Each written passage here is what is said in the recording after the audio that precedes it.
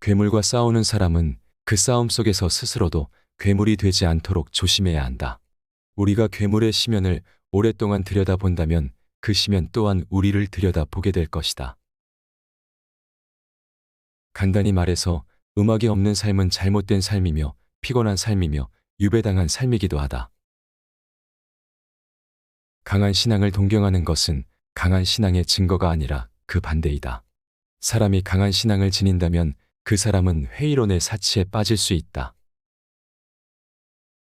결혼, 그것은 하나를 만들려고 하는 두 사람의 의지다. 단지 그 하나를 이루려는 것은 두 개 이상의 것이다. 이와 같은 의지를 의지하는 자로서 서로의 공경을 같이 치러주는 것을 나는 결혼이라 부른다. 결혼 생활은 긴 대화이다. 결혼하기 전 당신 자신에게 다음과 같은 질문을 해보라. 즉, 나는 이 여자와 또는 이 남자와 늙어서도 여전히 대화를 잘 나눌 수 있을까? 곤충은 결코 나쁜 마음이 있어서가 아니라 단지 살아야 한다는 본능 때문에 사람의 살을 찌르는 것이다. 그것은 평론가도 마찬가지다. 평론가가 필요로 하는 것은 우리들의 살 속에 있는 피이고 따라서 그들에게 우리의 괴로움 따위는 아무 문제도 되지 않는 것이다. 공동 재산, 스스로 모순되는 낱말이다. 공동의 것은 아무런 가치도 지니지 못한다.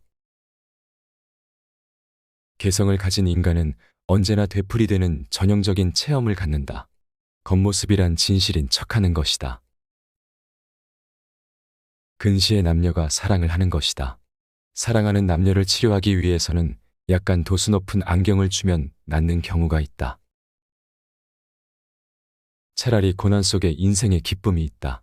풍파 없는 항해 얼마나 단조로운가. 고난이 심할수록 내 가슴은 뛴다. 창조는 괴로움의 구원인 동시에 삶의 위로인 것이다. 그러나 창조하기 위해서는 그 자신의 괴로움이 따르면서 많은 변화가 요구되는 것이다. 침묵을 당하는 모든 진실은 독이 된다. 하루의 생활을 다음과 같이 시작하면 좋을 것이다. 즉, 눈을 떴을 때 오늘 단 한 사람에게라도 좋으니 그가 기뻐할 만한 무슨 일을 할 수 없을까 생각하라. 훌륭한 사람이 저지르는 잘못은 존경할 만한 가치가 있다. 그것이야말로 하찮은 사람의 진실보다도 더 유익하기 때문이다. 나는 운명이다. 철학은 대중들에게 종교를 대신하도록 함으로써 높게 평가된다. 초인이란 필요한 일을 견디어 나아갈 뿐 아니라 그 고난을 사랑하는 사람이다. 내가 보기에 철학은 모든 것을 위험에 빠뜨리는 무시무시한 폭탄이다. 내가 항상 그렇게 들어왔고 지금까지 그렇게 행해왔듯이 철학을 한다는 것은 얼음 덮인 산꼭대기 위에서 기꺼이 살아가는 것이다. 신이 존재한다는 것은 불가해하다. 그리고 또한 신이 존재하지 않는다는 것도 불가해하다. 심지어 우리들 중에서 가장 용기 있는 사람조차도 자신이 정말로 알고 있는 용기가 뭔지 알지 못한다. 아무것도 버릴 수 없는 자는 아무것도 느낄 수 없다. 도덕에 대한 복종은 노예적이며 허영이며 이기적이며 체념이며 음울한 광기이며 사상을 버리는 것이며 절망적인 행위이다. 도덕적인 경멸이야말로 인간의 품성을 손상시키는 그 어떤 종류의 범죄보다도 훨씬 더 혹독한 모욕이다. 동정은 최고의 모욕이다. 등산의 기쁨은 정상에 올랐을 때 가장 크다. 그러나 나의 최상의 기쁨은 험악한 산을 기어 올라가는 순간에 있다. 길이 험하면 험할수록 가슴이 뛴다. 인생에 있어서 모든 고난이 자취를 감췄을 때를 생각해보라. 그 이상 삭막한 것이 없으리라. 너는 안이하게 살고자 하는가? 그렇다면 항상 군중 속에 머물러 있으라. 그리고 군중에 섞여 너 자신을 잃어버려라. 너의 양심은 무엇을 알리고 있는가?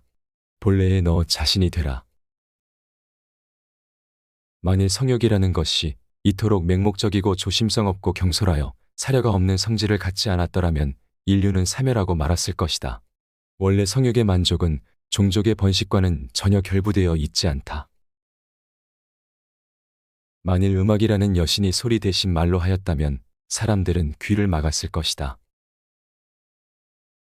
부부 생활은 길고 긴 대화 같은 것이다. 결혼 생활에서는 다른 모든 것은 변화해 가지만 함께 있는 시간의 대부분은 대화에 속하는 것이다. 붕괴한 사람만큼 거짓말 잘하는 사람은 없다. 모든 신념은 거짓말보다 더 큰 진리의 위험한 적이다. 모든 신은 죽었다.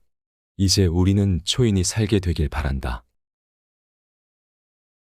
문화국가라는 것은 근대적 관념에 불과하다. 이 편은 저 편을 먹고 살며 저 편은 이 편을 희생시켜 번영한다. 문화상의 모든 위대한 시대는 정치적으로는 몰락의 시기이다.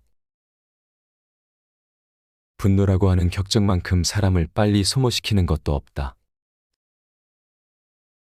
사람은 자기가 한 약속을 지킬 만한 좋은 기억력을 가져야 한다. 사람은 잠자코 있어서는 안 될 경우에만 말해야 한다. 그리고 자기가 극복해온 일들만을 말해야 한다. 다른 것은 모두 쓸데없는 것에 지나지 않는다. 사람은 쾌락이라 하면 정욕을 생각한다. 감각이라 하면서 육감성을 생각한다. 육체라고 하면서 아랫배를 생각한다. 그래서 이 세 가지 좋은 것 때문에 명예를 빼앗기고 만다.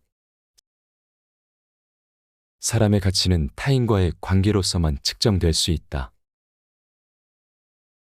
사람의 마음에 사랑이 흐를 때 나쁜 일을 하지 않으며 복종이나 덕이 따를 수 없는 그 이상의 것을 해낸다. 사랑에는 항상 약간의 광기가 섞여 있다. 그러나 또한 그 속에서도 항상 약간의 제정신도 있는 것이다. 사랑을 하고 있을 때 사람들은 다른 어떤 때보다도 훨씬 더 잘 견디어낸다. 즉, 사랑이라는 이름으로 모든 것을 감수하는 것이다. 사랑이 두려운 것은 사랑이 깨지는 것보다도 사랑이 변하는 것이다. 삶이 있는 곳에 의지가 있다. 그러나 그 의지는 삶의 의지가 아니라 생존하려는 의지이다. 선에도 강하고 악에도 강한 것이 가장 강력한 힘이다. 세상에는 우리의 침울한 두 눈으로 발견할 수 있는 이상의 행복이 있는 법이다. 니체는 독일의 문헌학자이자 철학자입니다. 1833년 독일의 작센 지방의 작은 마을인 뢰켄에서 목사의 아들로 태어났습니다. 그는 서구의 전통을 깨고 새로운 가치를 세우고자 했고 그로 인해 망치를 든 철학자라는 별명이 있습니다. 유명한 저서로는 짜라투스트라는 이렇게 말했다가 있고 유명한 사상으로는 영혼회귀 사상과 초인 사상이 있습니다. 이후 그의 사상은 하이데거와 들르지에 의해 계승되었고 포스트 모더니즘의 중심이 되었습니다. 구독을 하시면 앞으로 올라올 영상들을 놓치지 않고 시청하실 수 있습니다. 감사합니다.